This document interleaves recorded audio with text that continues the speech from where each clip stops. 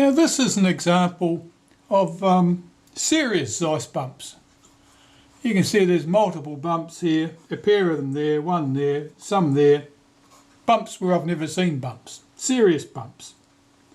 And at the front, look at this. I've never seen anything like that in my life. I've got no idea what's caused that. Be a lot of leather coming off this particular camera, I think. Obviously it's been, that's like mildew. And it's come out of a leather case that was sent to me inside its leather case. I always ask that people don't send their cameras in a leather case. Now the leather cases, they act like a sponge. They'll absorb a lot of moisture from the atmosphere if it's been in a humid place, and it'll just hold it there. And I suspect that's some of the reason for this, but this business, you know, I've never seen anything like that in my life. I've got no idea what's gone on there. Hopefully all will be revealed once I get that leather off. You've probably heard me mention loose tripod socket screws before. Look at the state of this one. That whole tripod socket's just floating in the breeze there. It's just about hovering on those screws.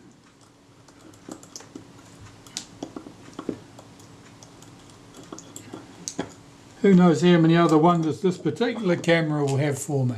You've probably heard me mention in the past the focus scale ring shifting on the focus helical, the outer helical, if it's been forced or something of that nature. Well, if I look here, I can see screw head marks here, here and here. So this focus scale ring has been in 3 different positions on that outer helical at some stage in its life. So I'm going to mark this now so I can reassemble it in the same position it appeared to me, but I am by no means confident that that will be the correct position. So I've put my 2 scribe lines across at that side, 1 scribe line across at that side, and I will see, once the camera's all back together again and I check the focus, if that was correct or not.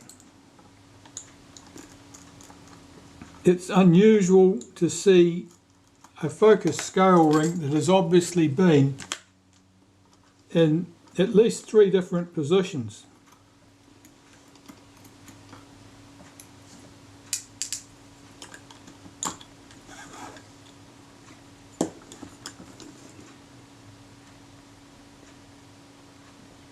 Possibly even 4 different positions. That's weird. I've got no explanation for that. I mean, potentially I suppose it may have been in for repair multiple occasions. Perhaps the struts got damaged and the front standard was sitting at a different distance from the film plane than it had originally been sitting. And perhaps that would explain why those settings were different. Perhaps the repairer of the time adjusted the focus to suit the current position, not the correct position of the front standard. Sometimes things will always remain a mystery.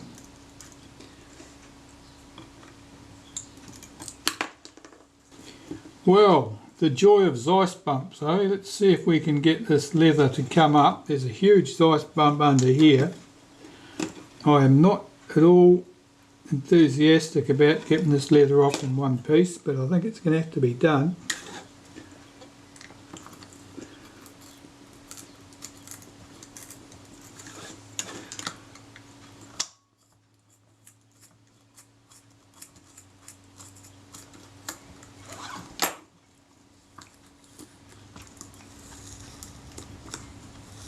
I'm peeling this back gently.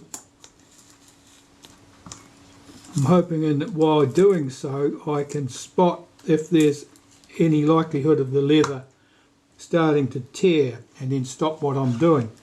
You can see a big glob of green crap there. That's Zeiss-bumps. Basically it's a a result of corrosion, and it's an interaction of the leather, the chemicals in the leather, as far as I can tell, have caused that. And that green crap is like a waxy sort of substance. It might even be a soap.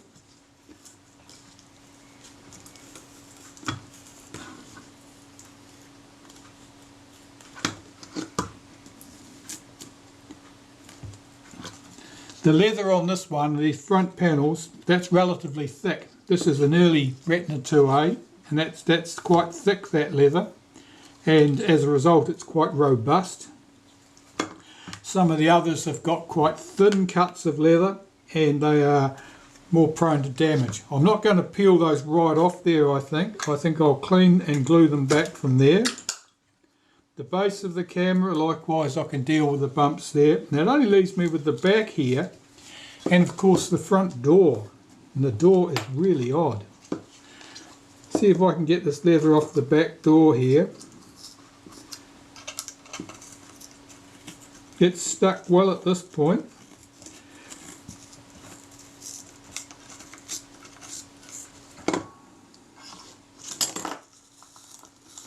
These are really quite pronounced bumps on the back door, and you can see that the aluminium body here is corroded. You know, it looks a bit pitted. This camera has, whether it's spent its entire life in a humid place, I don't know. It could easily have done so. It's come from a much more tropical country than New Zealand. I want to take to at least that corner, even if I don't peel it off completely, because if I can get it to the corner, I can be confident that it'll glue back fairly invisibly. These bumps are very, very pronounced. I'm going to try and get that off completely.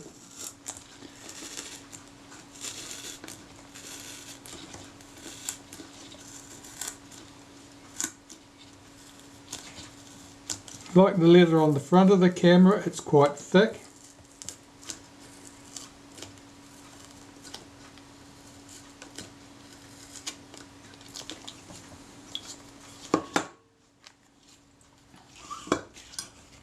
And these bumps, that's where that rubbish has grown up underneath it and stretched the leather out.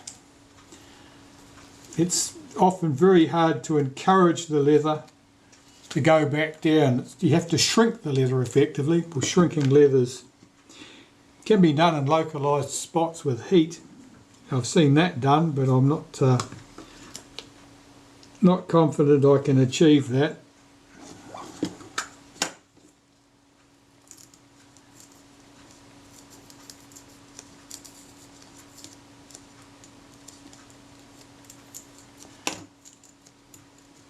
Yeah, that's come off.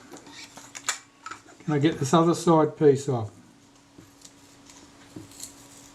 Often they're thinned out along the edges. It's called skiving, when the leather's been thinned right down. You can make the edges, means that the edges will fit down neater into a recess or whatever, but it also means that they are somewhat more fragile. Well, that's okay, that's good. So I've got all the leather off the body except this piece on the base. I'll take that no further. This stud has actually been put in over the top of the leather, and it's crimped in from the inside. You would need to drill out that crimp and replace the boss afterwards, and probably you'd glue it back in these days if you were that keen to do it. Right, let's see if I can get rid of some of this green crap.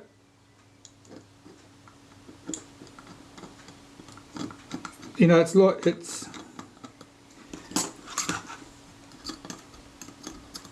like a Crayola crayon or something. This is and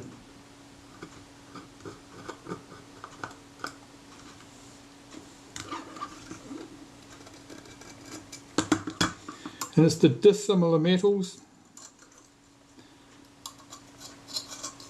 We have a good selection of dissimilar metals here. We've got aluminium, we've got brass, we've got chrome plating, some nickel plating.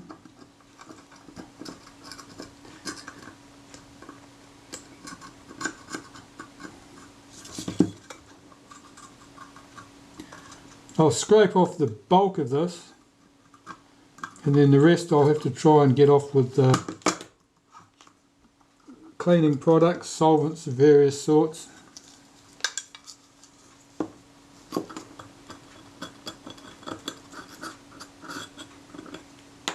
It's usually always in the same places because of course that's where the rivets are. It doesn't just appear in random places in the middle of a panel for no other reason. There's always a reason for it. It's always where the rivets are, where the dissimilar metal is.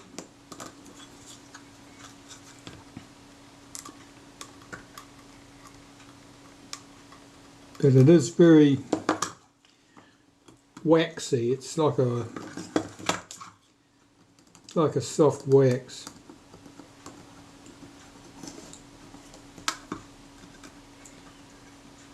I wonder whether chemically it might be a soap.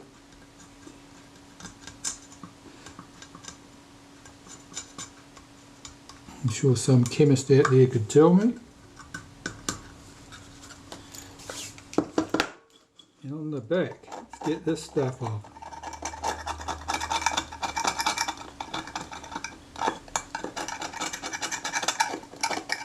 This is the most heavily bumped camera I've seen in a long, long time.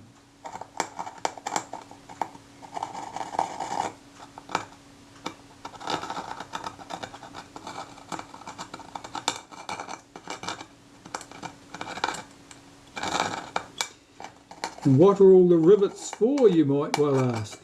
Well, mostly on the back they're to do with holding the pressure plate in position, and these two guides.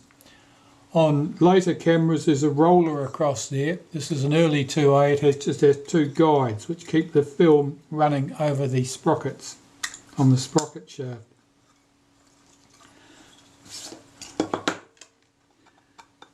I haven't had a look at the serial number of this yet. I know it's an early one.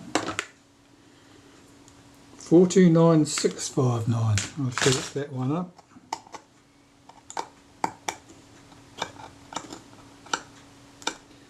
I know I've got a very early one myself, but I think it's earlier than this.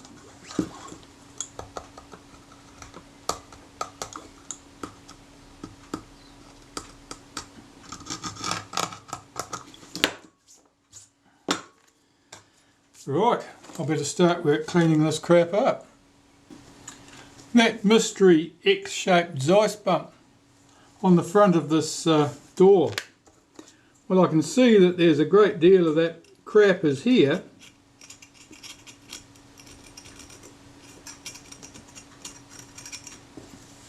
But I can't really see why it formed there.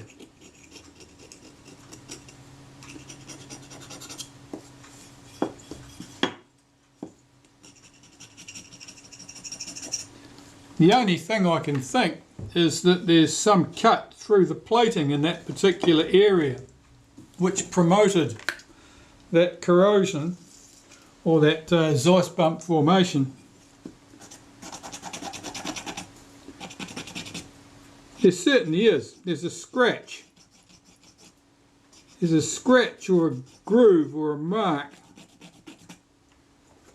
that runs through here, probably through the depth of that plating, or because the groove existed, the plating never took there, and that has promoted corrosion right at that point. And that corrosion grew into great big green lumps. Look at it here.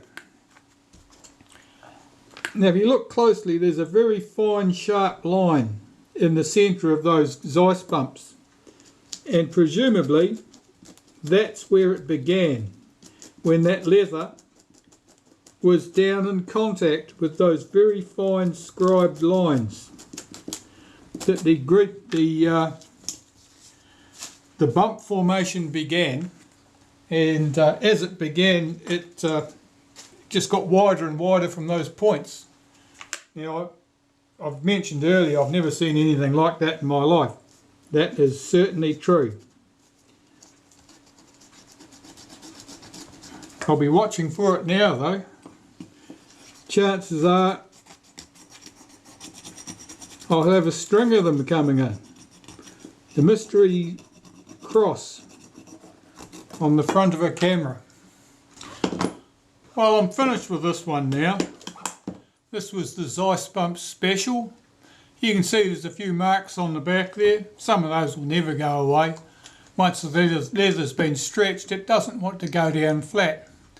And likewise, you can see something of that cross that was on the front there. I can even feel it if I rub my finger over it. The leather just won't go flat at that point. But it's much reduced from what it was. And of course it's all good round here, around the strap lugs and so forth, on the hinge line. They're all good. So I did get rid of those Zeiss-bumps. They were pretty awful. The ones on the back were quite pronounced, but that cross on the front, that was a new one on me. Thanks for watching.